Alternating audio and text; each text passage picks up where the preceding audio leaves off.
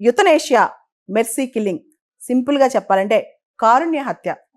అంటే ఏ వ్యక్తి అయినా బాగా జబ్బు పడున్నప్పుడు లేదా ఇంకా ఆ వ్యక్తిని బాగు చేయలేము ఆరోగ్యపరంగా, కంప్లీట్గా కోమాలోకి వెళ్ళినప్పుడు వాళ్ళని బతుకుంచాలా, నేచురల్గా వాళ్ళు చనిపోయేదాకా అలా వదిలేయాలా, లేదా వాళ్ళకి సంబంధించి వాళ్ళని ఏదైనా ఇంజెక్షన్ ఇచ్చో లేదా సపోర్టింగ్ సిస్టమ్ తీసేసో వాళ్ళని చంపేయొచ్చా? ఎవరైతే మెంటల్గా స్ట్రాంగ్గా ఉంటారో, అంటే మెంటలీ కాంపిటెంట్గా ఉంటారో వాళ్ళు ఇంకా చనిపోవడానికి 6 నెలలే టైం ఉంది అని డాక్టర్ సర్టిఫై చేసినప్పుడు వాళ్ళ జీవితాలు ఎండ్ చేసుకునే హక్కు వాళ్ళకి ఇవ్వాలన్నమాట. ఇంతకుముందు ఇంగ్లాండ్లో ఎవరైనా వాళ్ళకి అలా సపోర్ట్ చేసినా, ఎవరైనా వాళ్ళ జీవితాలను ఎండ్ చేసినా అది క్రిమినల్ అఫెన్స్.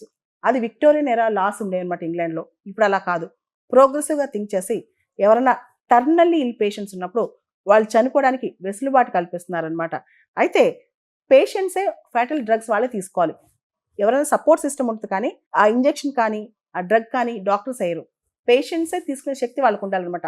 ఏదైతే వాళ్ళు మరణానికి సంబంధించిన డ్రగ్ ఉందో, ఆ ఫ్యాటల్ డ్రగ్ ఉందో పేషెంట్సే వాళ్ళపైన వాళ్ళు అడ్మినిస్టర్ చేసుకోవాలి. ఒకసారి డాక్టర్ గ్రీన్ లైట్ ఇచ్చిన తర్వాత ఒక ప్యానల్ దాన్ని అప్రూవ్ చేయాలి. దానిలో social worker, senior legal figure ఉంటారు, సైక్రియాటిస్ట్ ఉంటారు. వీళ్ళందరూ అప్రూవ్ చేసిన తర్వాత ఆ వ్యక్తి ఎవరైతే పేషెంట్ ఉంటారో తనకి తనే ఒక డ్రగ్ వేసుకుని చనిపోవచ్చు అనమాట. దీన్ని అసిస్టెడ్ సూసైడ్ అంటారు.